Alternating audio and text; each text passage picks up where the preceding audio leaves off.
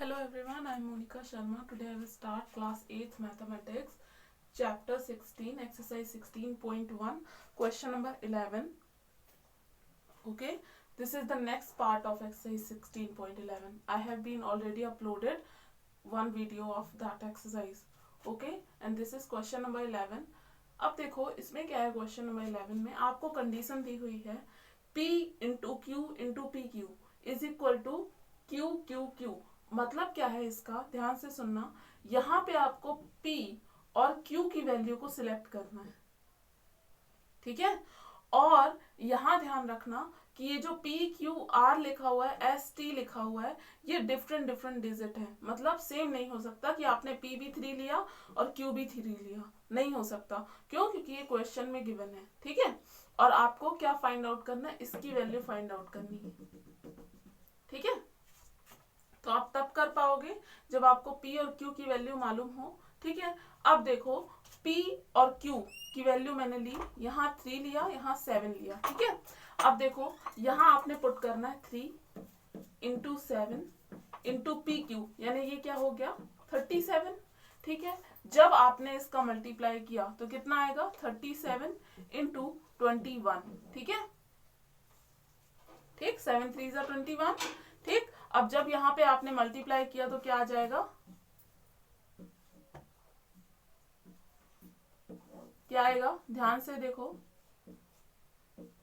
777, और Q की value क्या है 7 है। मतलब यहाँ पे बिल्कुल सही किया है हमने, ठीक है। ठीक है, ये मैंने पहले भी बताया था फर्स्ट वीडियो में कि ये जो क्वेश्चन है ये रीजनिंग पर बेस्ड है। अलग अलग वैल्यूज आपको पुट करनी है और फिर देखना है कि कौन सी वैल्यू सेटिस्फाई कर रही है इक्वेशन को, एंड देन उसके अकॉर्डिंग आपको क्या करना है, वैल्यू को पुट करना है, ठीक है। अब देखो यहाँ पे इसकी वैल्यू फाइंड आउट नहीं करनी है, ये मैंने क्वेश्चन में गलत अंडरस्टैंडिंग हो गई थी, ठीक है। इसकी वैल्यू फाइंड आउट नहीं करनी है, आपको P और Q की वैल्यू ही फाइंड आउट करनी है। P इज इक्वल टू 3 है और Q इज इक्वल टू क्या है 7, ठीक है। समझ गए, ठीक। यही आपका क्या है आंसर है। क्यों है, क्योंकि ये इस इक्वेशन को सेटिस्फाई कर रहा है, ठीक। समझ में आया, ठीक है। अब देखो क्वेश्चन नंबर 12 देखो, using digits 1 to 9 find the value of the letters if each of them has different value. इसमें करनी है आपको क्या है ए बी इंटू सी, और मल्टीप्लाई करने पे क्या आ रहा है डी ई, ठीक है। समझ में आया, ठीक। तो इसमें क्या होगा, ए की वैल्यू, बी की वैल्यू और सी की वैल्यू आपको डिफरेंट डिफरेंट पुट करना है और आपको मल्टीप्लीकेशन का आंसर करना है, ठीक है। और 1 to 9 के बीच ही होनी चाहिए डिजिट। मतलब डी और ई जो लिखा हुआ है इसमें केवल वंस होगा, टेंस नहीं होगा, यानी 1 to 9 होगा। डिजिट जो होगी वो 1 to 9 होगी, इससे आगे नहीं जा सकती। 10 नहीं हो सकती इसकी वैल्यू, ठीक है। इसकी 11 नहीं हो सकती, ठीक है। समझ गए, ये आप कर लेना। अब देखो question number 13, use numeral 4 only 3 times and then and the sign plus minus divide into and root and make the numeral 1। 4 को 3 टाइम्स यूज करना है और आपको कोई भी साइन जो भी आपको गिवन है, plus minus divide into and root, इसका यूज करके इसको 1 के इक्वल करना है, ठीक है। अब यहां ध्यान से देखना, ठीक। अब देखो अगर मैंने 4 सपोज 3 टाइम्स यूज कर रही हूं मैं, ठीक है। सोचना कैसे है वो मैं बता रही हूं आपको, ठीक है। सपोज मैंने यहाँ पे इनटू किया, यहाँ पे डिवाइड कर दिया, तो डिवीजन पहले होता है by using BODMAS rule. यहां भी आपको सोचना ही है, ठीक है। ये भी मैथ से ज्यादा रीजनिंग का क्वेश्चन है, ठीक। अब देखो ब्रैकेट ऑफ डिवीजन मल्टीप्लीकेशन, मतलब डिवीजन पहले हो रहा है तो पहले डिवाइड कर दो, 4 का 4 में डिवाइड किया तो 1 आया और 4 इंटू है, ठीक है। यानी क्या आ जाएगा आपका 4 आएगा, ठीक। समझ गए, मतलब क्या है इनटू यहाँ पे नहीं हो सकता। और दूसरी बात आपको क्या यूज करना है, रूट भी यूज कर सकते हो। तो देखो यहाँ अगर मैंने रूट ऑफ 4 और रूट ऑफ 4 का मल्टीप्लाई किया तो क्या आता है आंसर में 4 आता है, ठीक है। और इसका मैंने ब्रैकेट में क्लोज किया और 4 से डिवाइड कर दिया, ठीक है। तो क्या आ जाएगा, देखो इसका मल्टीप्लाई किया तो 4 आया और यहाँ 4 डिवाइड बाय 4, तो आंसर कितना आ जाएगा 1, यानी ये वाली इक्वेशन बिल्कुल सही है। समझ में आ गया, ठीक है। जरूरी नहीं है आप इसी मेथड से और यही आएगा, बहुत सारी और टेक्निक्स हो सकती हैं इसमें, ठीक है। लेकिन कंडीशन क्या है कि आपको 4 को 3 टाइम्स ही यूज करना है, उससे ज्यादा नहीं करना, ठीक। समझ में आ गया, ये आंसर होगा आपका ये इक्वेशन, ठीक है। और ये आपने ऐसे डिफरेंट आपको पुट करके वैल्यूज को डिफरेंट साइन में देखना है, ठीक। समझ में आया, ठीक है। तो ये मैंने एक एग्जांपल बता दिया था आपको, ठीक। एंड देन नेक्स्ट क्वेश्चन क्या है, the sum of the ages of Sita and her brother is 9 years, Sita is 7 years younger than her brother, find her age. अब क्या करना है इसमें, ध्यान से सुनना, क्वेश्चन क्या है, एक सीता है और एक उसका ब्रदर है, ठीक है।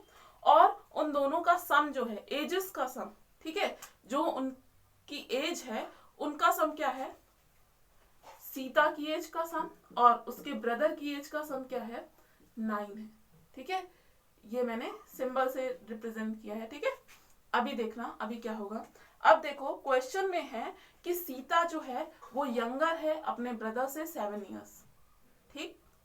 सीता जो है वो अपने ब्रदर से क्या है, यंगर है 7 years, मतलब सीता जो है वो छोटी है अपने ब्रदर से, कितना, 7 years छोटी है, ठीक। अब आपको ये बताना है कि सीता की एज एक्चुअल में है क्या। ऐसे क्वेश्चन आप कर चुके हो वैसे, ठीक है, फिर भी मैं बता देती हूँ आपको। ये है आपका क्वेश्चन नंबर 14, ठीक है। अब देखो लेट ब्रदर्स एज कितनी ली मैंने, x, तो सीता की एज कितनी हो जाएगी, Sita age is equal to x minus 7 years younger है ब्रदर से, ठीक है। समझ में आया। अब अकॉर्डिंग टू क्वेश्चन इनका सम कितना है, 9 है, ठीक है। तो x plus x minus 7 is equal to 9, solve कर लो, x की वैल्यू फाइंड आउट करो।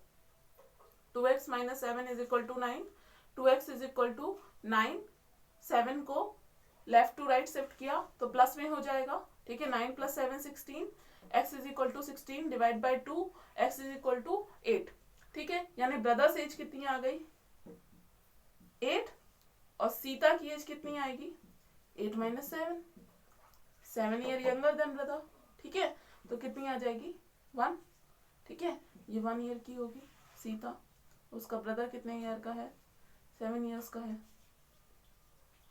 ठीक। समझ में आ गया। अब देखो question number 15, the product of 2 digit number is 1665, the product of their unit digit is 35 and that of 10th digit is 12, find the numbers. अब देखो ये है क्वेश्चन नंबर 15, ठीक है। The product of their unit digit कितना given है, the product of unit digit कितना given है, 35। तो एक बात बताओ, 35 को जो है 35 के फैक्टर्स क्या क्या हो सकते हैं, 7 and 5, ठीक है। मैंने वही लिखा 7 into 5, 7 5 जा 35, ठीक है। अब यहाँ देखो the product of 10th digit कितना है, 12 है। अब देखो 12 के फैक्टर्स बहुत सारे हो सकते हैं, जैसे कि 12 का फैक्टर एक होगा 6 into 2, 2 into 6 भी ले सकते हो, ठीक है। या फिर 12 का फैक्टर होगा 4 into 3, ठीक है। समझ में आ रहा है कि नहीं, ठीक है, ये होगा, ठीक।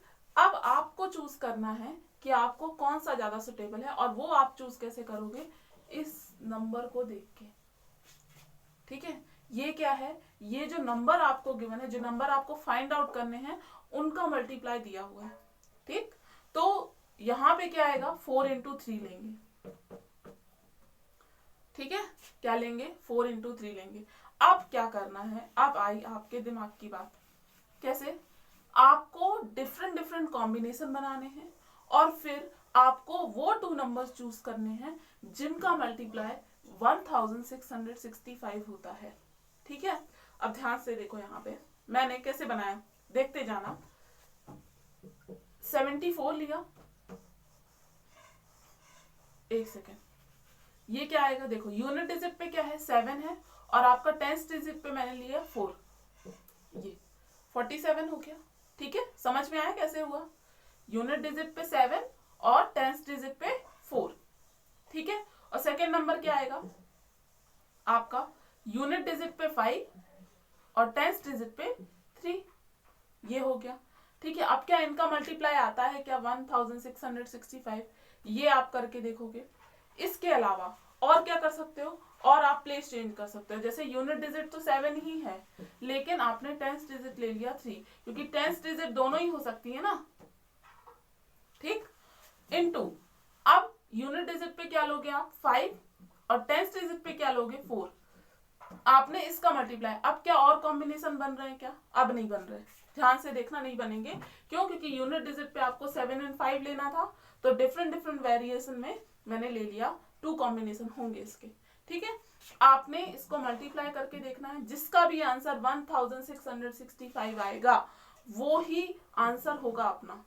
और वो कौन कौन से नंबर है, 45 एंड 37, ठीक है। इसका मल्टीप्लीकेशन आएगा 1665। समझ में आ गया कॉम्बिनेशन।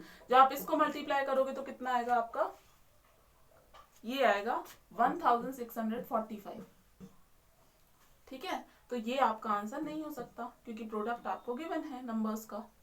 क्यों, क्योंकि प्रोडक्ट यहाँ पे क्या आ रहा है 1645 और गिवन क्या है 1665। समझ में आ गया, ठीक है। तो आंसर क्या होगा आपका, ये कॉम्बिनेशन आप यहाँ पे लिख लेना, ठीक है। अपनी लैंग्वेज में जैसे भी हो रफ में लिख लेना, ठीक है, ताकि जब आप पढ़ोगे तो आपको समझ में आएगा। So this is the end of the class, thank you. और हाँ, आपको टेस्ट योरसेल्फ आप खुद ही करोगे, ठीक है। जो मल्टीपल चॉइस क्वेश्चन है वो आप करोगे।